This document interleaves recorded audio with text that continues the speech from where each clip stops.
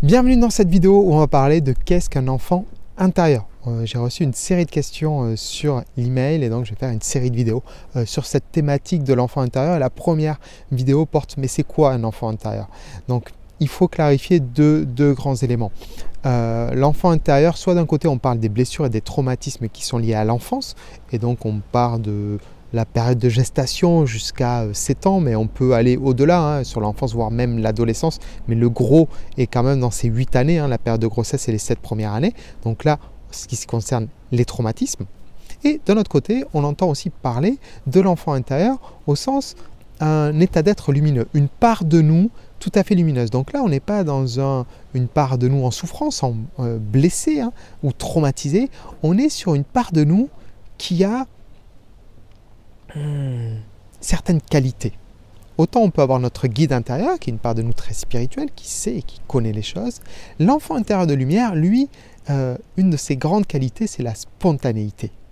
Il fait les choses, il agit instantanément, comme s'il avait une claire information et il ne se pose pas de questions. C'est cette spontanéité de l'enfance qu'on peut voir concrètement chez de nombreux enfants quand on les laisse complètement être qui ils sont, librement.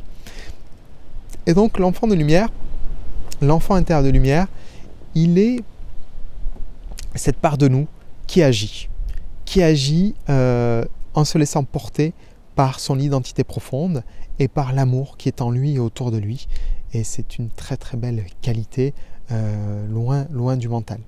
D'accord ?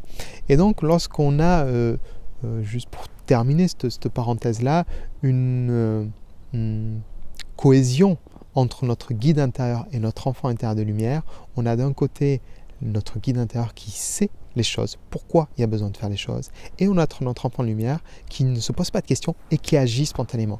Et lorsqu'on arrive à agir en conscience avec ça, on manifeste dans la vie des choses assez surprenantes et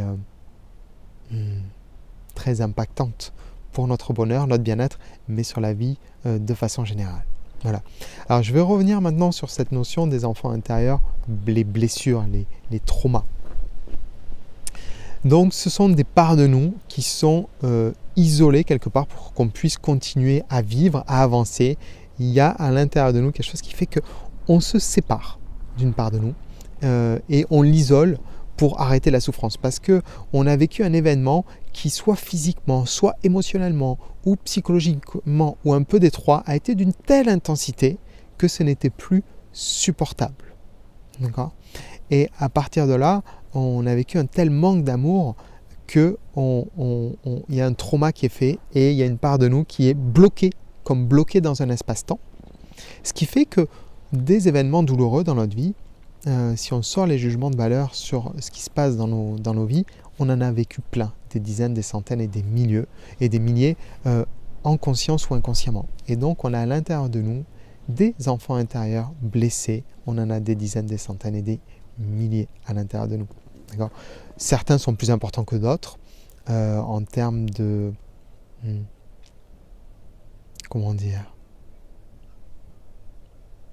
J'allais dire résurrection, mais c'est pas du tout le bon mot, c'est parce qu'on vient de passer Pâques, de résurrection, c'est-à-dire qu'ils agissent en nous plus souvent sur des blessures fondamentales que l'on vit. Donc on entend souvent parler des 5 blessures de l'âme qui sont vécues pendant l'enfance. Et effectivement, il y a des moments où on est en réaction dans des événements et c'est notre enfant intérieur blessé qui est là, qui toque à la porte et qui dit « mais moi j'en peux plus de souffrir, d'être isolé, séparé comme ça, je suis en réaction par rapport à ce qui se passe. » D'accord ?